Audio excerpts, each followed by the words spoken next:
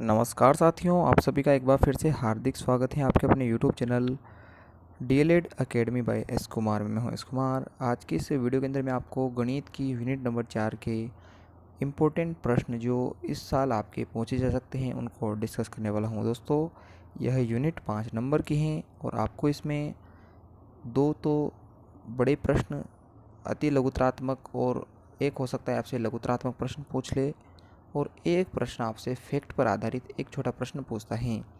तो ये ज़्यादा बड़ी यूनिट है नहीं। यहाँ से प्रश्न भी जो हैं तथ्य आधारित होते हैं, तो उनको आपको ज़्यादा दिक्कत नहीं आएगी। बस मेरे साथ इसको पढ़ते रहिएगा। सबसे पहले एमसीक्यूज़ बहुचयनात्मक प्रश्नों को यानी कि 4 ऑप्शन वाले प्रश्नों को देख लेते हैं। मैंने यहाँ पर 4 ऑप्शन नहीं लिखे हैं, मैंने डायरेक्ट आंसर लिखा है, तो आपको वहाँ 4 ऑप्शन में ये आंसर ज़रूर मिलेगा। तो पहले प्रश्न की ओर बढ़ते हैं। आज का हमारा पहला प्रश्न है कि प्राथमिक शिक्षा में भारत का जेंडर समानता इंडेक्स कितना है। अब सबसे पहले मैं आपको बता देता हूँ कि जेंडर समानता इंडेक्स आखिर होता क्या है।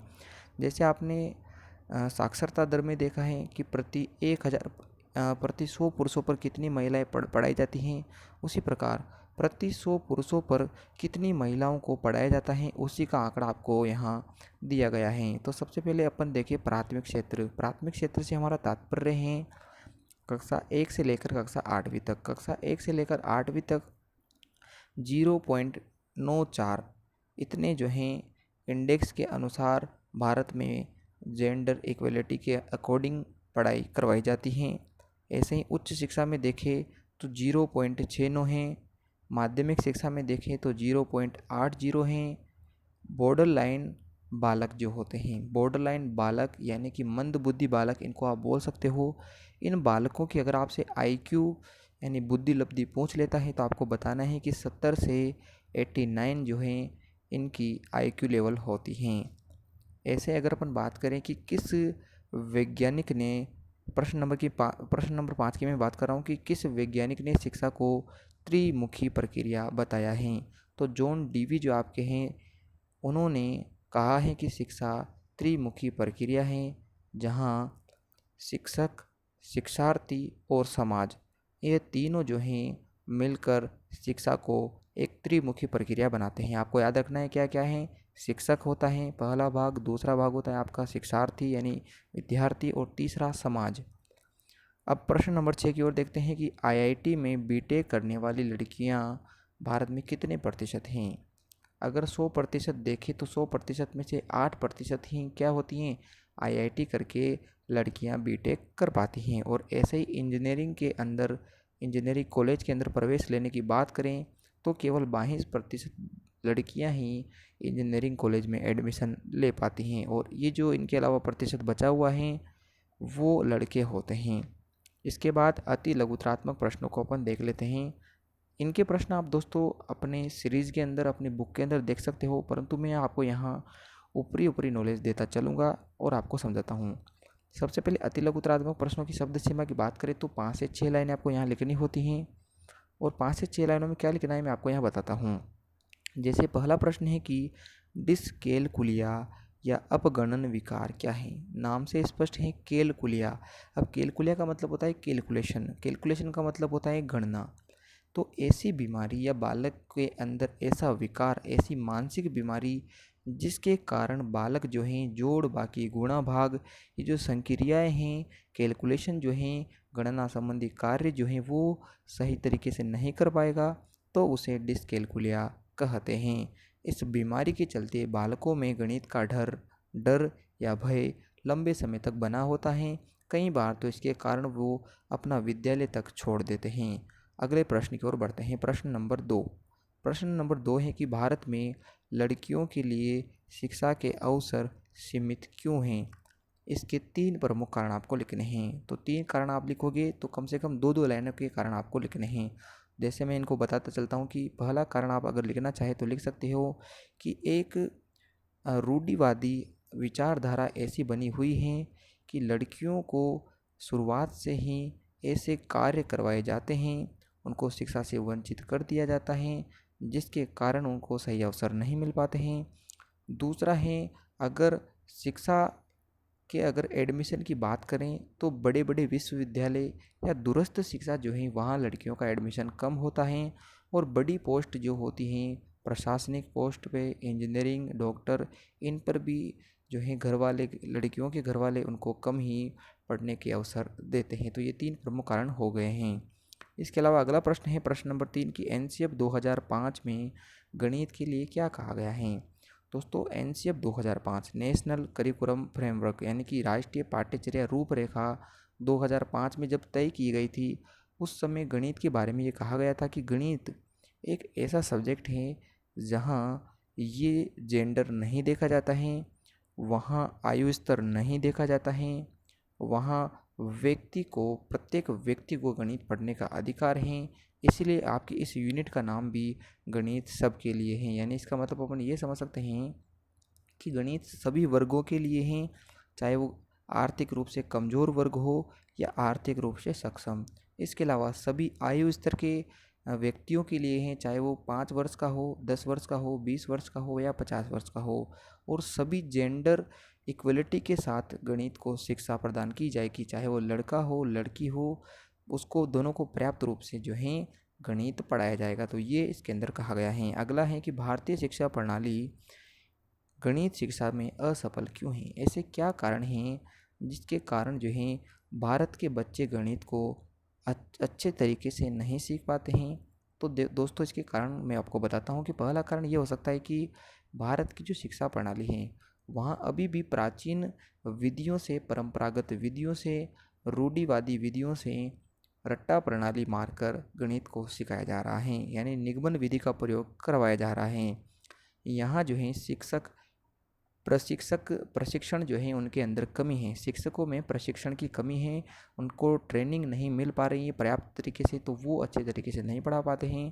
और तीसरी बात है कि भ्रष्टाचार के कारण भी कई ऐसे शिक्षक जो हैं आपको पढ़ाने आ जाते हैं जिनको उस विषय का ज्ञान नहीं है या वो विषय की पूरी जानकारी नहीं रखता है। तो ये कुछ महत्वपूर्ण शिक्षा प्रणाली के दोष हैं जिनके कारण बालक गणित नहीं सीख पाता है। अब अपन लघुतरात्मक जो बड़े प्रश्न हैं उनको देखते हैं। प्रश्न नंबर 1 है उनमें से कि गणित सबके लिए है, इससे आपका क्या तात्पर्य है। अभी मैंने आपको बताया एनसीएफ 2005 में कि गणित सबके लिए से हमारा तात्पर्य है कि प्रत्येक आयु वर्ग, चाहे वो आर्थिक रूप से कमज़ोर वर्ग हो चाहे आर्थिक रूप से सक्षम, दोनों को बराबर रूप से अवसर मिलेंगे।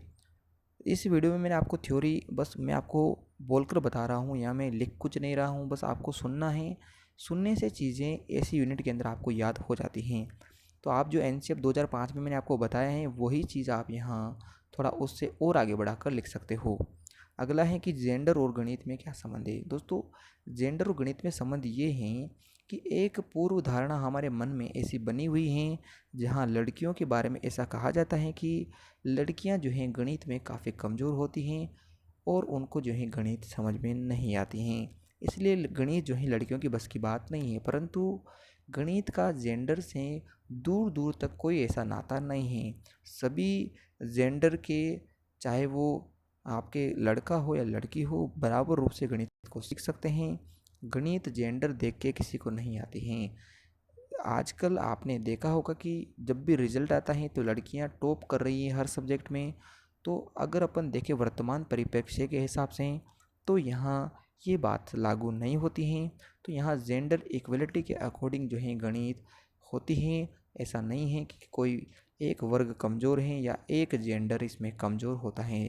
दोनों जेंडर, चाहे वो आपके लड़का हो या लड़की हो, दोनों को पर्याप्त रूप से गणित आती हैं।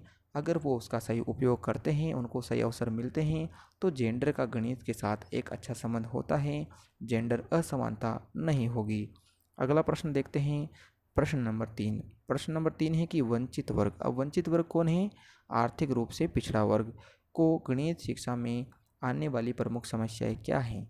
तो इसको मैं आपको शॉर्ट में बता देता हूँ, आपको वहाँ डिटेल से लिखना है। तो पहला इसका अंदर पॉइंट है कि वंचित वर्ग आर्थिक रूप से पिछड़ा हुआ है, उसके पास पैसों की कमी है, गरीबी है।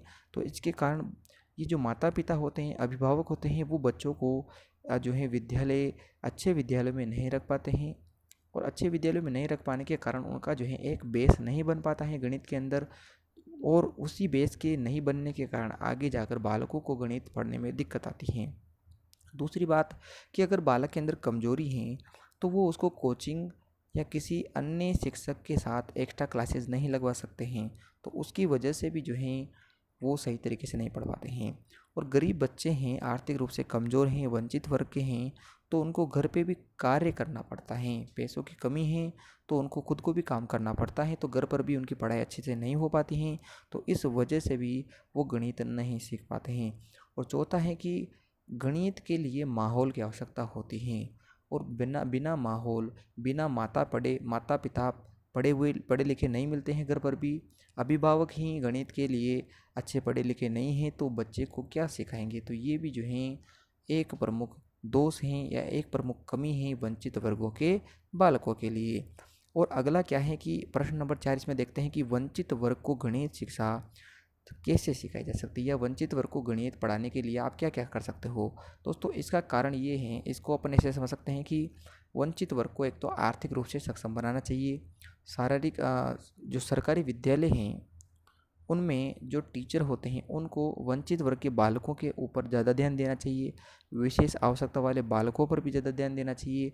और हो सके तो रेमेडियल टीचिंग यानी कि एक्स्ट्रा क्लासेज बच्चों को दी जानी चाहिए विद्यालय के बाद या विद्यालय के पूर्व भी, ताकि उन बच्चों का जो है लेवल, वंचित वर्ग के बच्चों का लेवल सामान्य बच्चों के बराबर आ सकें। उनके माता पिता को प्रेरित करें कि घर पर इनको पढ़ने का उचित समय दिया जाए, इनसे जो है घरेलू कार्य न करवाया जाए, मजदूरी करवाने से इनको रोकें, इनको जितना पढ़ाओगे उतना अवसर है। और तीसरी बात है कि जागरूकता सबसे बड़ी बड़ी चीज़ होती है।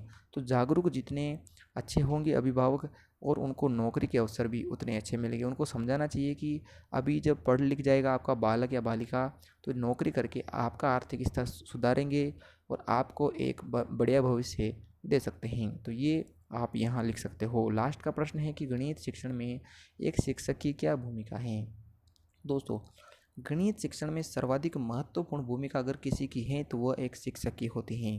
शिक्षक का प्रमुख कार्य क्या होता है कि बिना किसी भेदभाव के, चाहे वो जातिगत भेदभाव हो, आर्थिक रूप से भेदभाव हो या जेंडर भेदभाव हो, तीनों उसको नहीं करना चाहिए।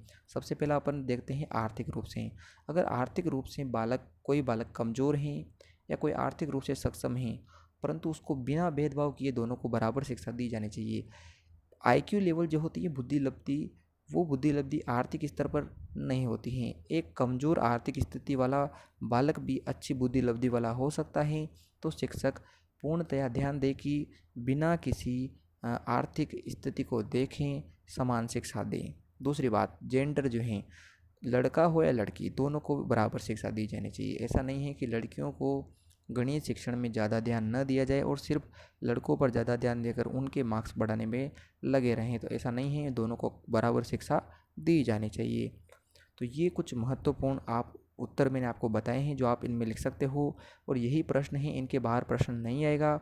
मेरी तरफ से ये इम्पोर्टेंट प्रश्न जो थे मैंने आपको बता दिए हैं।